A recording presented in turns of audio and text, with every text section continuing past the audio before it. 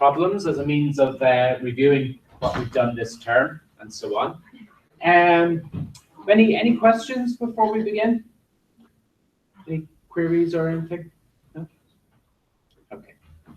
All right then. I thought the first one we might look at is the not the 2016 one. So it's this one which features the question 3 on Green's theorem. I believe this is from 2015, I think. I think this is 2015. Just because the part B in it, it's a nice review of the integration topics and Green's theorem. So question A, part A is just worth 5 marks. There's really a huge amount to do there. It says, explain any additional conditions that are needed on P, Q, and R to ensure that the theorem is true. So this is Green's theorem that it's stating. But it just states that if C is the boundary curve of the region R, then the following equation holds. So there was a bit more to say about the region and the boundary curve and the functions and so on. So to get the full marks here, I won't go through the full explanations because we did it quite recently in class. Need to explain the definition of simply connected. Simply connected region R. So R has to be simply connected, meaning that, remember the meaning of that, you've got some region R. The meaning was every pair of points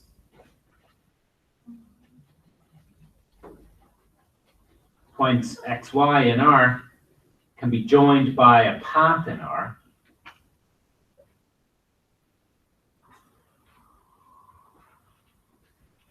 That's the bit that says the region is kind of connected. It's not composed of disconnected bits where you couldn't get from a point in one bit to a point in the other bit by a path without straying outside of the region R.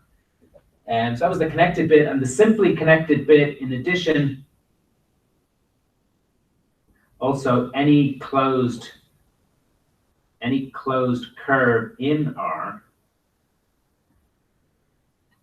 contains points, or any closed curve in R, the interior of it is again all contained in R.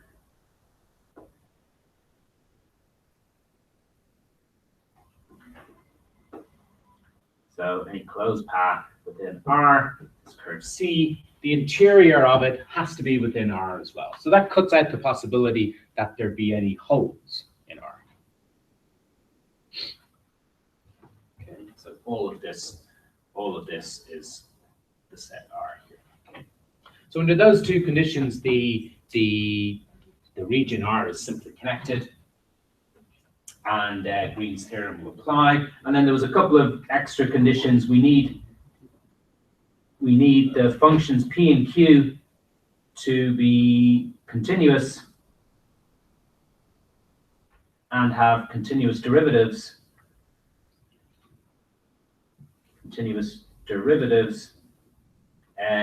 on the boundary of R and within R as well. Okay. So those few points you have to explain from part A. For part B, so B is more a stuff to calculate.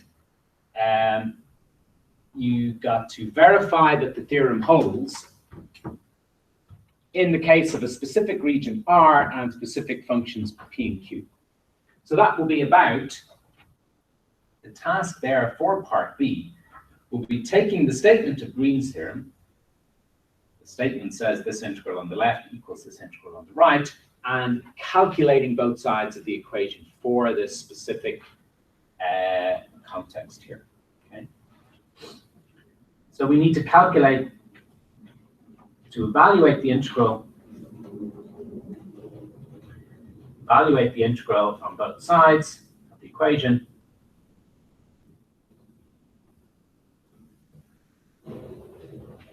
And verify that they are the same. Okay, that's what it means to verify the theorem in this particular case.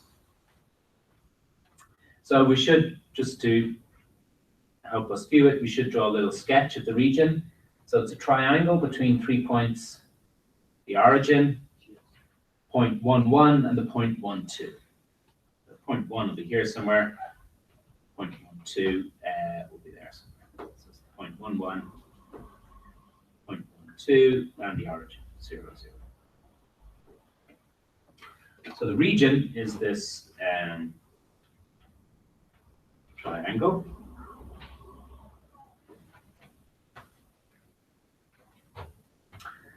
So that's our region R, and it's got a boundary curve traversed anti-clockwise. And we've given specific functions P and Q. So P of xy is the sum x plus y. And Q of xy is the product 3 times xy. So asking you to verify Green's theorem here is essentially asking you to, what it's assessing is your skills at doing both types of integrals. And whether you know the meaning of both types of integrals and being able to carry them out. Okay. So we're going to label parts of the boundary curve C1, C2, and C3. So if C equals the boundary of R, then you can decompose C as C1 plus C2 plus C3. And the integral around C of P dx plus Q dy will be equal to the sum of the 3 integrals. The integral along C, P dx plus Q dy, plus the integral along C1, plus the integral along C2, P dx plus Q dy, plus the integral along C3, P dx plus Q dy. And it makes sense to break the integral up like that because along C1, there's a certain type of relationship between x and y, it's a straight line. Along C2, it's a different straight line, to be a different relationship. And down along C3, again, to be a different relationship yet again. So in order to evaluate these 3 integrals, you'll need to decide what's going on C1, C2, and C3. So we could do that down the side here. So along C1, well, this is the line y equals x. So it's joining the origin and the point 1, 1. So the 2 differentials are equal as well. dx is equal to dy, and well, both y and x are starting at 0 and going to 1. Okay. That's what's going on with the variables along the curve C1. Along C2, x has a fixed value of 1, so the differential dx is 0, and the y begins at 1 and goes to 2. And coming down along C3, okay, there, it's a line through the origin, so it's y equals slope times x, and the slope is the y change over the x change. Slope is 2. So this line is y equals 2x. So dy is equal to 2dx. And we just have to specify what one of the variables is doing. Maybe x, say, starts at 1 and descends to 0 along C3. Or equally, you could have specified the range for y. Do that also, the range for y begins at 2 and descends to 0. So that's the specification of what's going on C1, C2, C3. So we should be able to write out these integrals now. So the integral along C1 So let's turn everything in C1 into x's. So let's going to go 0 to 1 with respect to x. So basically, you look at your functions p and q. Y is equal to x because we're on C1. So it's 2x is p and q is 3x squared. So it's the integral of 3x squared plus 2x.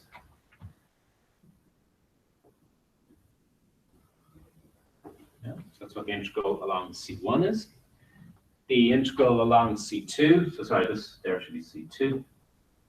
Integral along C2. Well, the integral along C2, the differential dx is 0, so that's going to rub out.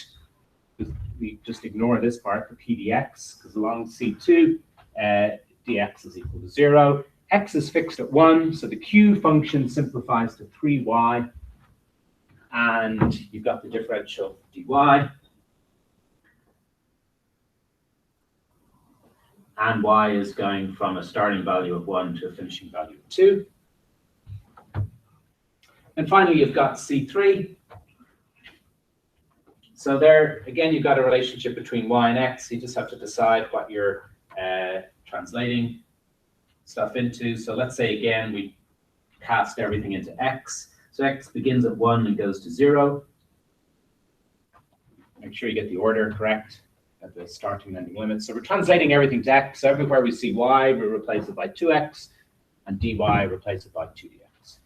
So the first part is p dx. So y gets replaced by 2x. So p becomes 3 times x, and q becomes 6x squared. And the dy associated to q gives us an extra factor 2. So that would be 12x squared. 12x squared plus 3x and integral x, integral dx. Everybody okay where those parts came from?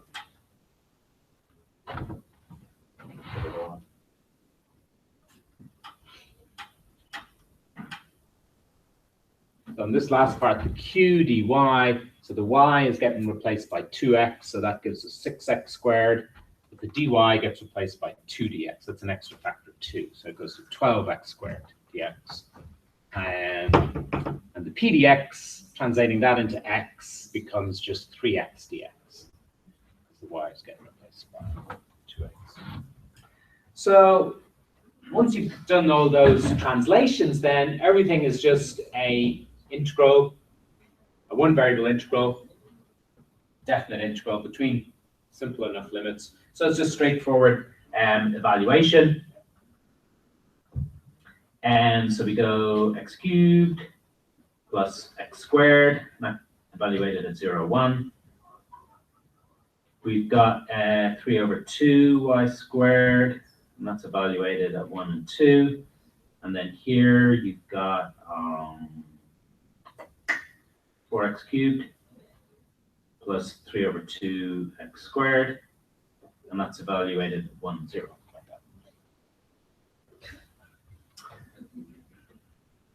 So hopefully we get that without too much bother. So that's 2. This here, 3 over 2 times something. 3 over 2 times 4 minus 1. So 3 over 2 times 3. That's 9 over 2. And lastly, this. When you get nothing from here, put in 0. When you put in 1, you get 4 plus 3 over 2, which is what? 4 is h2, so 11 over 2, but it's a minus sign. So minus 11 over 2.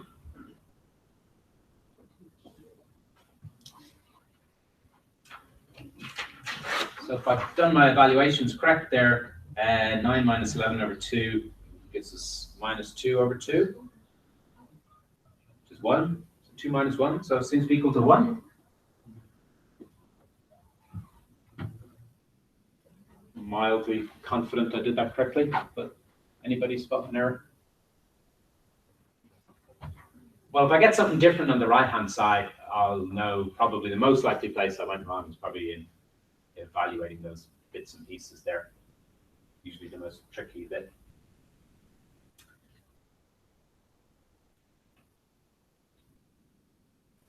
Any questions about any of those stages? So all of that was just for the left-hand side of Green's theorem, the integrating around the boundary of the region. Yeah. So this is one. This is the left-hand side of Green's theorem. So now we turn to the right-hand side. The right-hand side is, you can read there,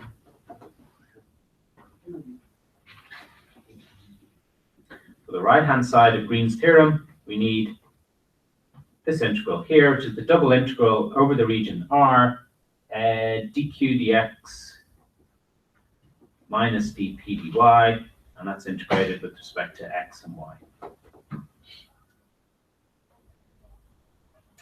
Now we probably need to be looking at our sketch of the diagram as well. This diagram here. Get it all in. So the region R is the interior of that triangle. Well, let's first of all worry about what the dq dx is. dq dx is 3y, and dp dy is 1.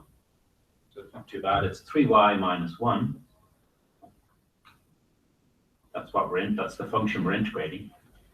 And then just think a little bit about what order we're going to integrate them in. So at the moment it's written as dx dy, but we're free to have x being the inner integral and y being the outer integral, or the other way around. And once we have made the decision about in which order we're doing the integration, then we can decide on what the appropriate limits of integration are. But we're free to choose any order, so we may as well see, is there a better order to choose? Well, there does seem to be a simpler one here, you see, because if we make x the outer integral, so we have the outer integral being integrating x from 0 to 1, then for every value of x in that range, what's going on with the y variable is consistent. It's just the one type of behavior, because at a typical value of x in the range, y is just varying from a point on the lower curve C1 up to the relevant point on the upper curve C3. So these two lines, the line C1 and the line C3, are always providing the start and end point, respectively, of the interval of integration for the y variable. That's when you have x as the outer integral. Whereas if you make y the outer integral, you have to integrate y from 0 up to 2, but there you have two types of behavior.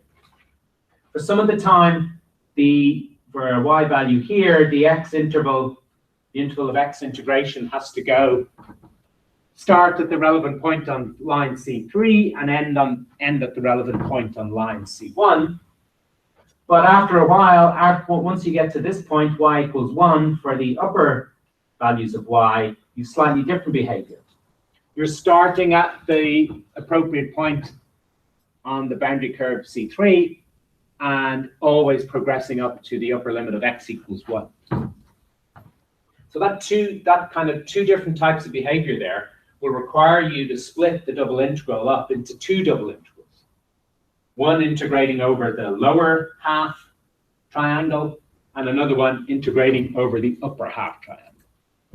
So to avoid, okay, that's not too complicated, we could do it that way, but just to avoid that, we'll choose the order of integration with x as the outer integral. Because splitting the region up into these vertical strips is easier in the sense that it's just the one type of behavior. Okay? So it's worth pausing and thinking about which order of integration you're going to do. So we'll have y as the inner integral and x as the outer integral. So having made that decision, we can then fill in the actual values of these limits. So x, and remember you work from the outside in.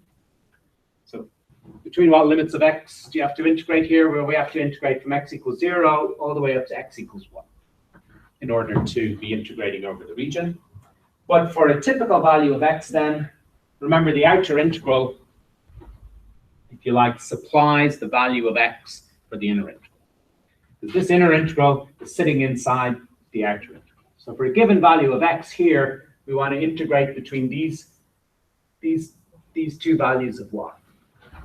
Now the lower value here is exactly x, because that lower line is C1, which is the equation of C1, remember, is y equals x.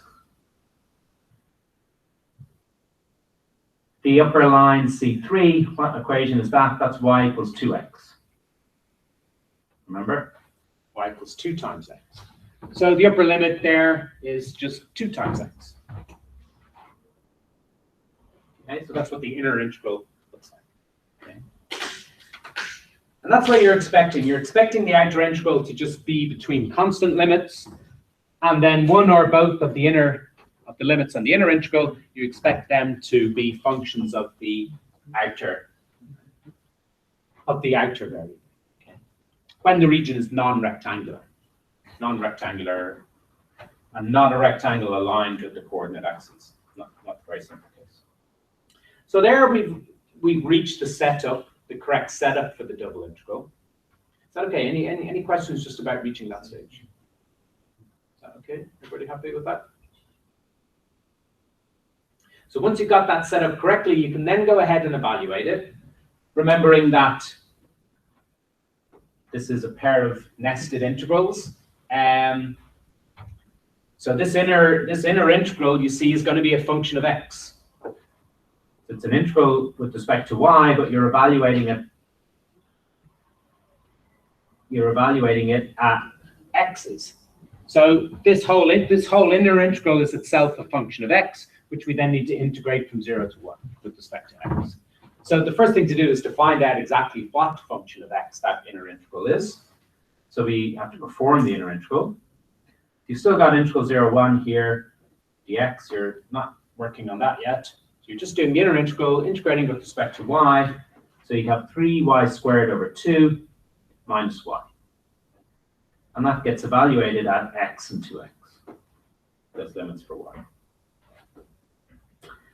And so we're integrating from 0 to 1. So we'll have 3 over 2 times the square of 2x, which is 4x squared, minus 2x, and then minus 3x squared over 2 minus x dx. So that can be tidied up. You've got 2 lots of x squared and 2 lots of x, so you can tidy that up. You got you got 12 over 2 x squared minus 3 over 2. So that's going to 12 minus 3, 9. So that's going to leave us with 9 over 2 x squared. And then you got minus 2x minus x. So it's minus 2x plus x. So leaves us with minus x dx. Remember, this is the thing that's supposed to be giving us 1. Oh no, I think it'll probably work out. So we've done the inner integral. So the y integral is actually the function 9 over 2x squared minus x. Okay. So that can now be integrated. From 0 to 1 with respect to x. So what do we get here? It'll be 3 over 2 x cubed. Integrating that, minus x squared over 2. And that gets evaluated 0 and 1, which does indeed have the evaluation 3 over 2 minus 1 over 2, which thankfully comes out as 1. Okay, so we get 1. So this is the right-hand side of Green's theorem. Okay, and the left-hand side equals the right-hand side as expected. Okay, that is what we were being asked to carry out there, to verify Green's theorem in this instance.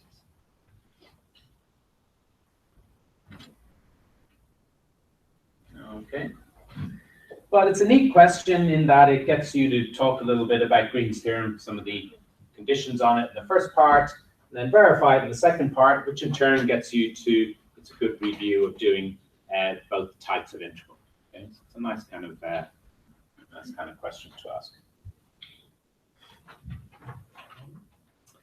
Any questions at all about it?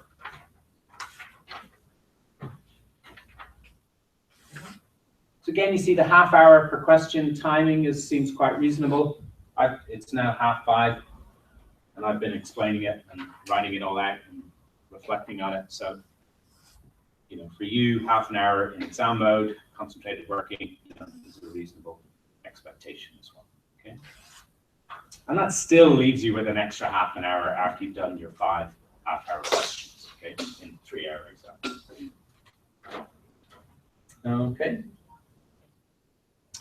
Anything else on that? Okay. So finally then, maybe have a look at question 1 on that same paper, which I think, as I say, I think is the paper from 2015.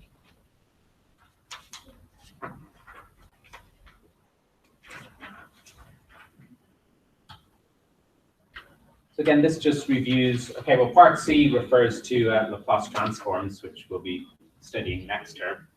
But parts 1 and B there, or parts A and B, just review some basic partial differentiation and the application of Taylor series there in part B. Okay. So I think this was quite a nice question to meet as your first question as well. It's going through some, you know, fairly basic central ideas here. So this is question 1a.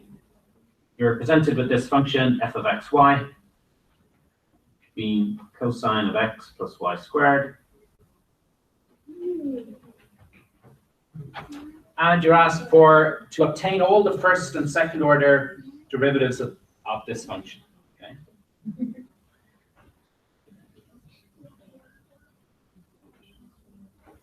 So you'll need to obtain these. So you need to remember the principle of how, when you're differentiating with respect to one variable, treat the other variables as constants. And then in addition, using standard results about the derivatives of standard functions and the standard properties of the derivatives, such as the product rule and the chain rule, linearity of the derivative, and so on, things like that.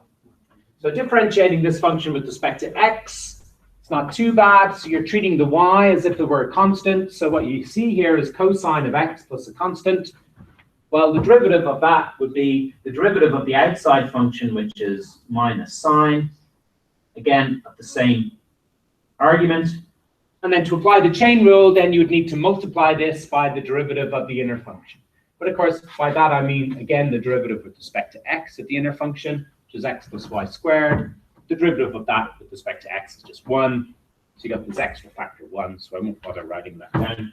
And just leave it as it is minus the sine of x plus y squared. The derivative with respect to y, again, you'll have the same bit here. It'll be minus the sine of this. But now the chain rule comes into effect. You need to multiply by the derivative of the inner function, again with respect to y. So the derivative of that inner part, the inner argument, x plus 2y squared, the derivative of all of that with respect to y is 2y. That's why I left this gap here at the front. I can put in my extra factor minus 2y. Okay. So those are the two first order partial derivatives. 2 of those. And then we have 3 second order partial derivatives to find. And those are d2f dx squared, d2f dy squared, and then the mixed second order partial derivative, which is d2f dx dy. d2f dx squared isn't too bad. You're just differentiating the x derivative again with respect to x. And there's no complication from the chain rule, so this would just be minus the cosine again of x plus y squared. d2f dy squared is differentiating the first order y derivative again with respect to y. Okay, so now you have to be careful. Now you see that you're actually looking at a product of 2 non-trivial functions of y. So you'll need to employ the product rule. So again, with the product rule here, I'll just indicate it there. I use the chain rule. So product rule here, it'll be minus 2 times the sine of x plus y squared.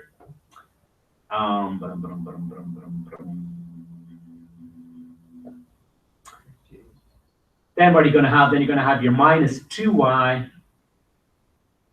Your minus 2y then multiplied by the derivative of sine of x plus y squared.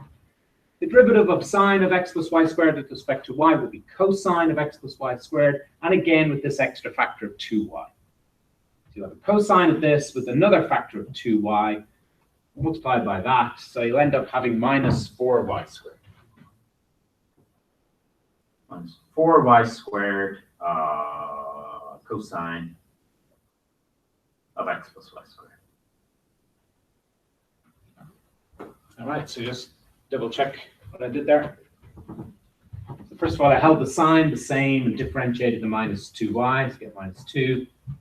Then I hold the minus 2y the same and differentiate the sine. Get cosine of x plus y squared times a 2y, the second 2y with that first 2y to get minus 4y squared. That seems okay.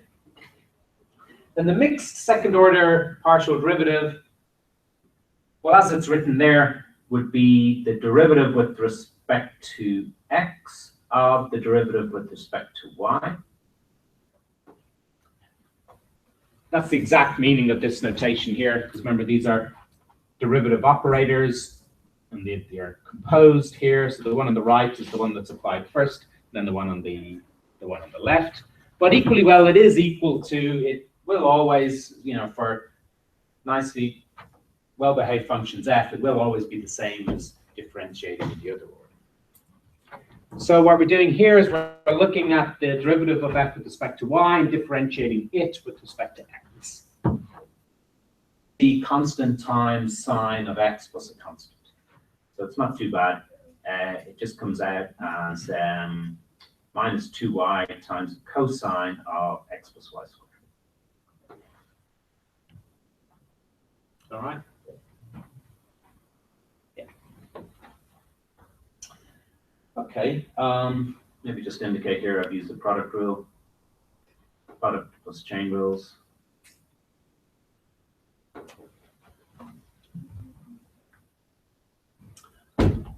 Well, I think that's quite straightforward. Any questions about that, or? Okay. So part B reminds us of something you were working on in the coursework, working with Taylor series. Of course, in an exam situation here, in a written exam, you can't go too high with the orders here, so we're only going up to order 2. So this deals with this function f, the same function f that's on the page at the moment. So this is the two variable Taylor polynomial approximation for f is, and so you're given this formula in the book or on the question. So there's 3 terms to it. You're going to order 2, but that means going order 0, order 1, and order 2. And you have 1 over the factorial of the order. Maybe I'll stick in an extra pair of brackets there, just to make it a little bit more obvious what's going on. And then you've got the appropriate power of this differential operator applied to f and evaluating that result at the origin. So where d is this differential operator, and this is where the h and k are, so it's h times ddx plus k times ddy. And remember now, this power refers to the power of this operator. And power of an operator is composing the operator with itself that appropriate number of times. It's not referring to multiplying this thing by itself. Composing that whatever the appropriate number of times in application onto the function f. So maybe rather than trying to develop it as a single sum straight away, maybe I'll just put down, we'll evaluate the three parts of it. So d to the power, so what is d to the power f applied to f. Well, if these are operators we're talking about, by convention, an operator raised to the power 0 will be the identity operator. So this is the identity operator on f. So again, this is just f. And we need it evaluated at 0, evaluated at the base point of the Taylor expansion. So what is f at 0, 0? Well, you just look up to your f up here. So it's cosine of 0, cosine of 0, cosine of 0 is 1. Okay, so that evaluates d to the power 0 f at the origin. Then d of f, d to the power 1 of f, if you like, is h df dx plus k df dy.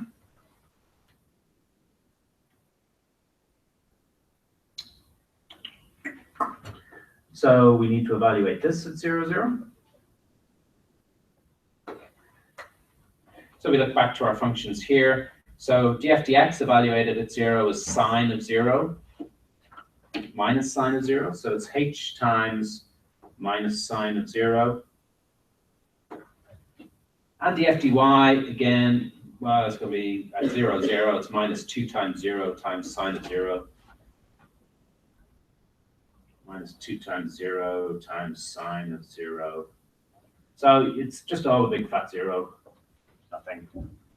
Nothing comes of it. Okay, sine of 0 is 0, another factor of 0 there. So it all rubs out. So there's nothing in the order 1 terms. Then you need your order 2. So d squared applied to f. So this is d of f. That's the meaning of d squared. So when you perform that on f, you're going to get h squared times d squared f dx squared.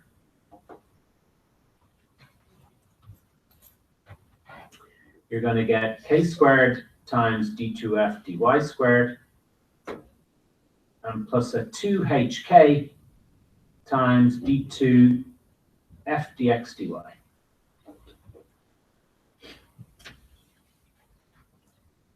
Okay, so you see how this is matched with part A. In part A, we've already evaluated all these partial derivatives, so we've already obtained them, so we just need to evaluate them all now at the origin.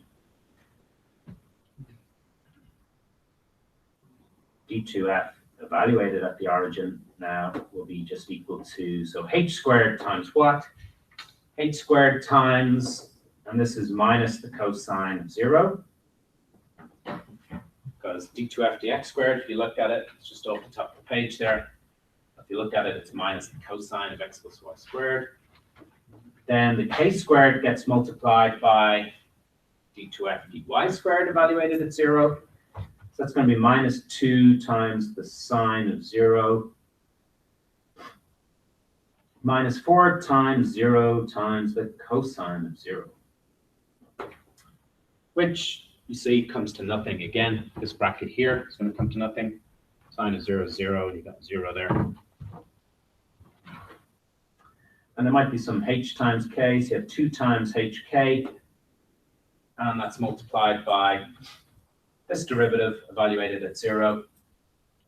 But again, that's got a y in it, so it's just going to be minus 2 times 0 times the cosine of 0. So the only thing that survives there is the h squared, and that's multiplied by minus 1, minus the cosine of 0. Okay. Is minus h squared. So that's calculating the 3 order parts, d to the power 0, d to the power 1, and d to the power 2 applied to f. So our Taylor polynomial then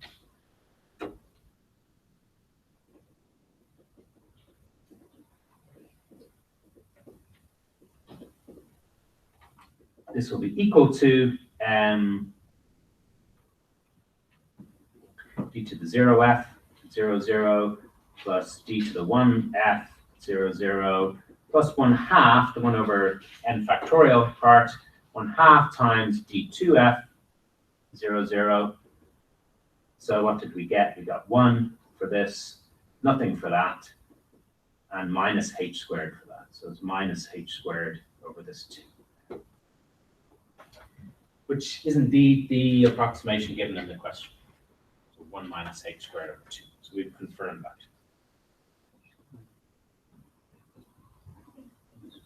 Okay, but I've been careful to justify it, all along, showing how we're making use of the partial derivatives from part A and evaluating them all at the origin to get the required approximation.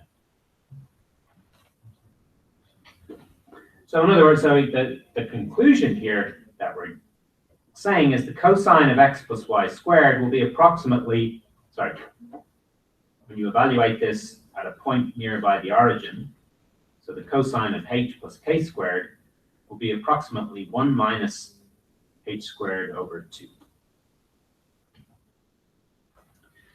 Now this is only an approximation, of course. It's going to be valid close to the origin. But of course, the cosine, cosine of something will never go beyond plus or minus 1.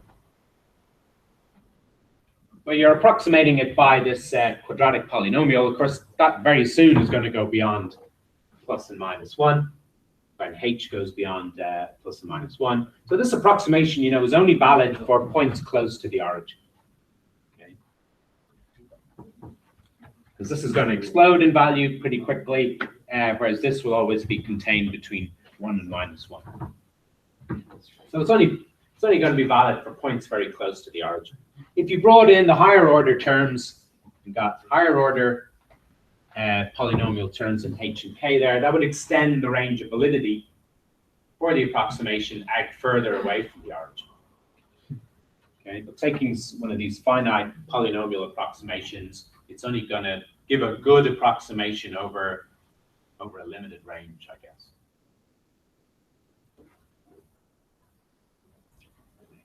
So which will be valid, a valid approximation for points quite close to the origin 0, 0. But you'd have to stick pretty close. As soon as you get any way away from the origin, you're going to notice the difference there. Okay, any questions on that? So those parts are really, getting you a good run through partial differentiation and interpreting the Taylor polynomial approximation formula, being able to work with that and do calculations based with that.